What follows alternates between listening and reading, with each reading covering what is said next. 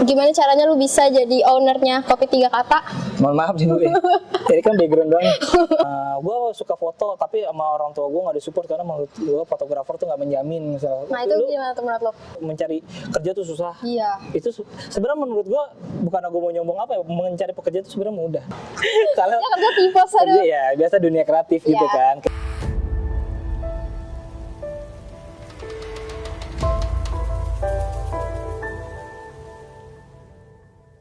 Halo, assalamualaikum warahmatullahi wabarakatuh. Welcome back to Informasi. Harus gitu ya, semangat ya. Iya, kan anak muda. Oh iya, Udah harus semangat. Nah, sekarang gue lagi ada di Kopi Tiga Kata. Dan di sini gue mau ngobrol-ngobrol sama Hanif Alkaf.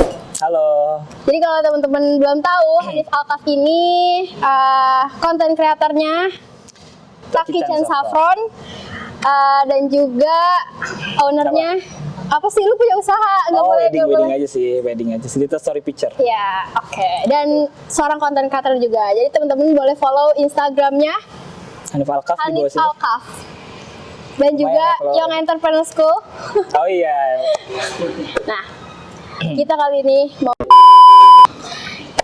program terbaru kita. Enggak, ini bercanda. Ngobrol. Oh ya, oke. Gue Ngobrol. kira beneran baru loh. Gue kira, karena kan gue nggak tahu Ngobrol, juga. ngopi sambil ngobrol ya.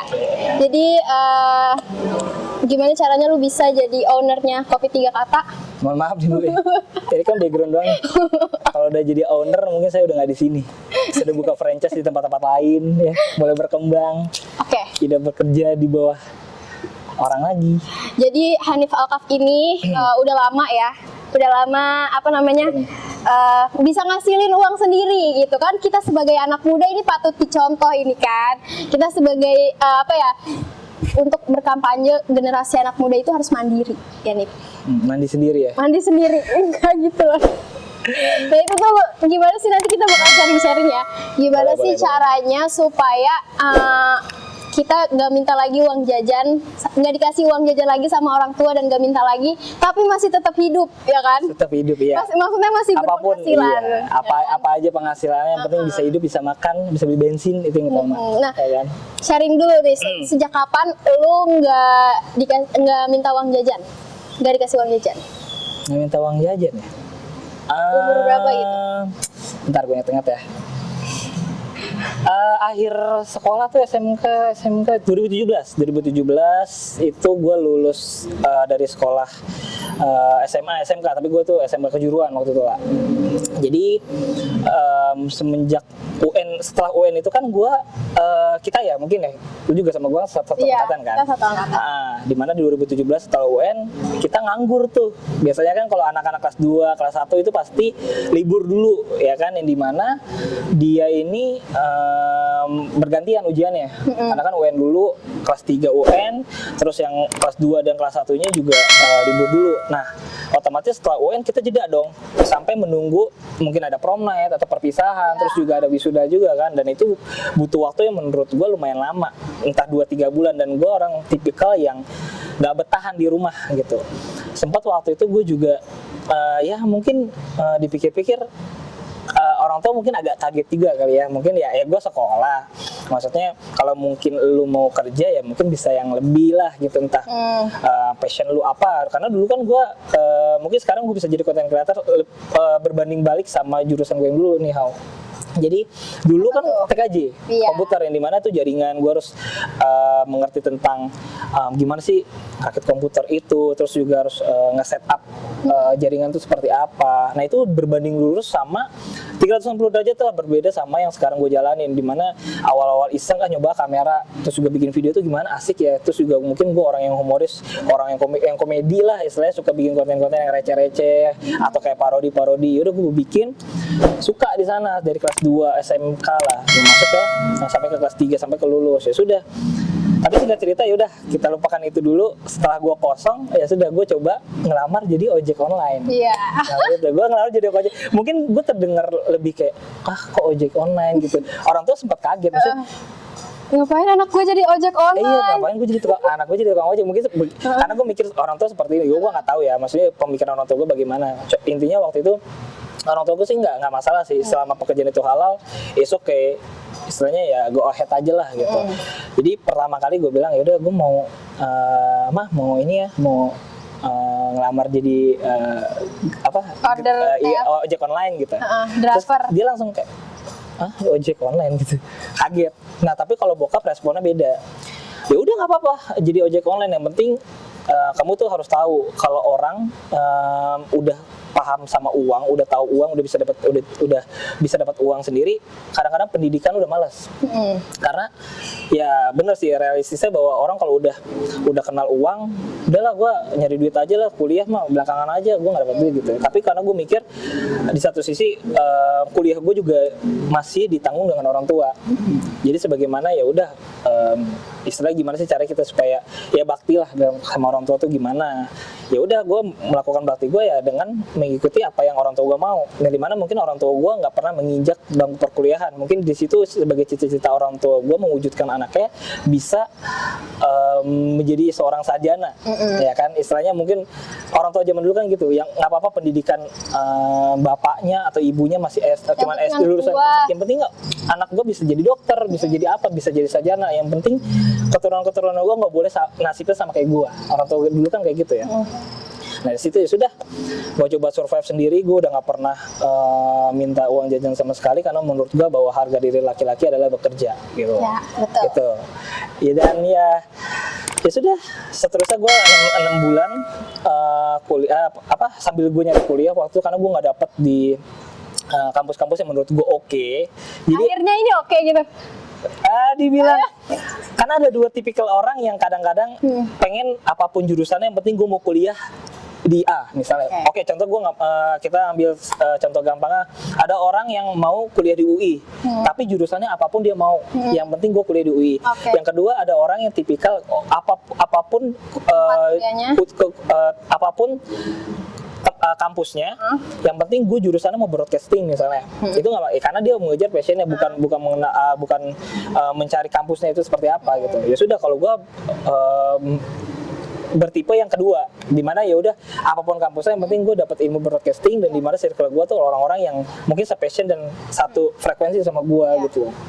Maka dari itu ya udah gue ngambil sama kayak Hola nih di Jakarta Selatan, yaitu di jurusan broadcast gitu. Ya sudah, dari situ gue masih ngojek tuh waktu itu. Kuliah gue masih jadi kayak gue kuliah reguler pagi sampai sore, ya udah balik dari sana gue ngambil ngambil ojek online lah gitu, sama sampingan ya kayak wedding kadang-kadang, walaupun memang gue nekat seorang yang nggak punya kamera tapi sosok buka wedding gitu. Apa sih, gue juga kayak gitu. Iya kan, jadi kayak ya udah yang penting gue punya usaha, ya udah gue wedding aja lah, walaupun memang ibaratnya ya lu tuh fotografer yang nggak punya kamera, itu is unik menurut gua. Tapi menurut gua bahwa selama lu bisa menjalani passion lu dan lu mau berikhtiar dan berusaha apapun caranya, itu pasti bisa sih. Ya dimana yang lu nggak harus punya kamera dulu untuk bisa berkarya kan, harusnya kayak gitu. Nah sudah, gue coba nekat. Istilahnya penghasilan gue dari situ lah, dari ngojek, terus juga dari freelance, terus juga dari ya serabutnya lah, apa aja lah, istilahnya gue palu gada lah, apa yang lo mau gue ada gitu, maksudnya gue bisa semua, multi talent lah, lu nyuruh gue apa aja bisa lah. Minimal kadang-kadang kita tuh nggak bisa tapi menjadi bisa karena dipaksa oleh keadaan. Ketika gue nggak bisa bikin video, ketika gue disuruh dengan orang atau ditantang kayak lu harus bikin ini ya, kadang-kadang keterpaksaan itu membuat kita menjadi bisa. Betul. Karena terpaksa. Dan bonusnya adalah ya udah, ketika lu bisa menciptakan suatu bakat baru dan lu mulai menyukai bakat itu, ya menurut gue kayak is something special gitu, yang kayak wah ini ada impact ke gue loh gitu. Itu menurut gue kayak nggak semena-mena. Menurut gue pribadi ya, bahwa jadi anak muda tuh jangan terlalu idealis sama yang kita inginkan gitu. Kadang-kadang orang gue maunya dengan oke, gue punya prinsip seperti ini, tapi kadang-kadang kita nggak bisa ngalahin prinsip kita, yang dimana kita masih mencoba mencari jati diri kita, terus juga mengejar karir kita. Kadang-kadang kita harus mengesampingkan idealis kita untuk menuju ke puncak gitu. Menurut gua mungkin kita kadang-kadang idealis lah, gua maunya ini, tapi gimana keadaan menolak itu semua, bahwa lu harus mengikuti alur lu dulu nih, sampai mungkin lu bisa menciptakan idealis lu sendiri, lu bisa nge-create apapun itu. Misalnya lu masih kerja di perusahaan, lu udah memahami sebuah perusahaan itu, ya udah, lu nggak bukan tipikal orang yang bisa bekerja di bawah nama perusahaan, udah lu cabut bikin perusahaan sendiri. Itu yang mungkin bisa menjadi apa ya? Bisa menjadi achievement buat lu sendiri lah gitu, dari perjalanan lu gitu. Menurut gue sih itu yang penting. Intinya gimana caranya lu bisa mandiri, ya lakuin apapun yang lu bisa sekarang deh, jangan terlalu milih-milih dengan yang lu suka atau apa. Kita kadang sadar, anak muda kadang sadar mencari kerja tuh susah. Iya. Itu sebenarnya menurut gua, bukan aku mau nyombong apa ya, mencari pekerjaan itu sebenarnya mudah. Asal kitanya, yang sulit kitanya. Sebenarnya yang sulit itu adalah kita. Bisa jadi kita seorang yang pemilih. Iya, Pekerjaan itu banyak, betul. tapi karena kita terlalu pemilih dan terlalu selektif, yang dimana kita terlalu idealis mengejar A sampai-sampai B, C, D yang bisa lu raih itu lu kesampingkan. Gitu sih menurut gue. Kadang ada juga misalnya ada tawaran kerja tapi kita tuh merasa kita nggak bisa gitu kan, terus akhirnya nolak ya. Iya. Justru karena jangan kayak gitu. Kita Jangan harus kayak gitu. bisa pinter-pinter mengambil peluang sekecil apapun gitu Iya, kan. benar banget. Kalau yang dilihat dari pengalamannya dia. Nah ini nih, sebelumnya kan kita pernah live di Instagram yang Entrepreneur School ya. Nah terus Iya, ada yang komen nih, ih keren banget ya Hanif, masih muda tuh pikirannya tuh udah besar gitu, udah tinggi. Kamu pernah ada yang ngomong gitu ya? Ada pokoknya. Nah terus sebenarnya apa sih prinsip yang lu tanamin dalam hidup lu tuh selama ini? Apa ya? Gue sih tipikalnya apa ya, kerja lah. Walaupun ujung-ujungnya tipes. Kalau Ya kerja tipes kerja aduh. ya biasa dunia kreatif gitu Iya. kan, kita kejar deadline, ujung-ujungnya ya sudah kerja, mau siang mau sampai malam sampai pagi lagi, ya udah. Tapi menurut gua apa yang gue jalani sekarang sih, intinya balik lagi sih, tujuan gue, lu mau kerja atau mau lu ngakuin apapun, lu keluar rumah lu pasti harus punya tujuan. Kalau tujuan gue sekarang ya, selama gue masih dengan orang tua, ya gue harus balik lagi ke tujuan gue adalah membahagiakan orang tua gue gitu. Apapun, kayak gue keluar rumah ya udah, tujuan gue mencari nafkah, bukan mencari nafkah sih, lebih mencari rezeki lah keluar gitu. Ya gue otomatis ngejar untuk orang tua dan keluarga gitu.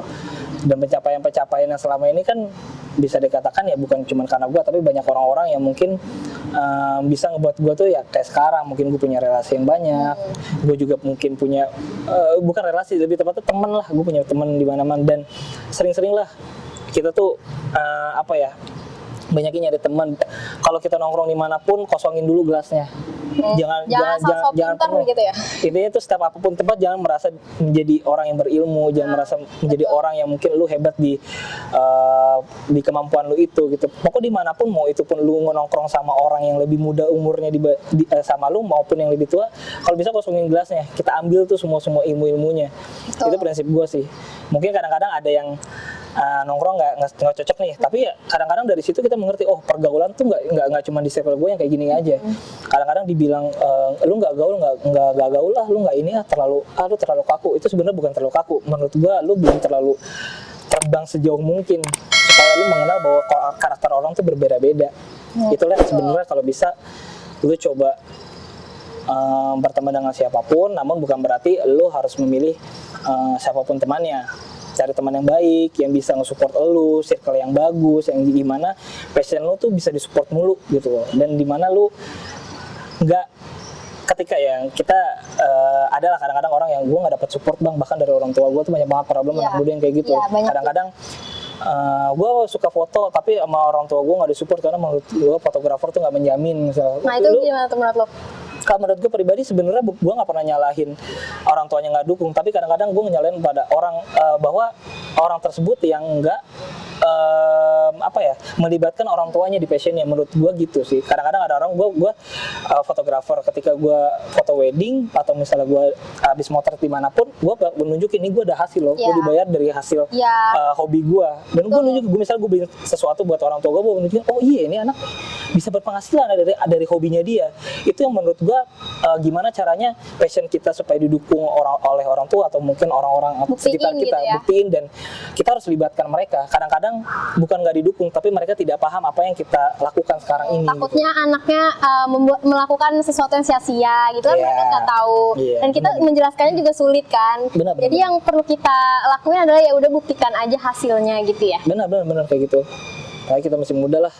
istilahnya cari jam terbang yang banyak lah. Ya, betul. Yang pilih-pilih. Cari pengalaman, kegagalan yang bisa kita pelajarin apa tuh gitu. Nah, bener. lu kan maksudnya udah berpenghasilan ya. Bukan maksudnya tetap berpenghasilan gitu ya kan. Nah, Berpenghasilan. pasti lu investasi juga kan? Iya. Nah, boleh dong edukasiin ke teman-teman semua nih supaya kan anak zaman sekarang tuh mungkin belum terlalu aware ya. Mungkin banyak juga yang aware tentang investasi, mungkin ada juga yang lebih milih untuk Meninggikan gengsinya. meninggikan egonya Ya, gitu ya. benar. Meninggikan egonya untuk beli ini itu yang konsumtif. Nah, Generasi sandwich lah. iya. Ya, gue paham sih, gue paham. Ya, gue kenapa sih kita dari muda itu mesti investasi? Kan masih muda, kenapa mesti investasi? ya itulah, gue suka hobi ngomong sendiri, makanya banyak orang yang kadang-kadang ini orang gila ya ngomong sendiri di motor. Oke.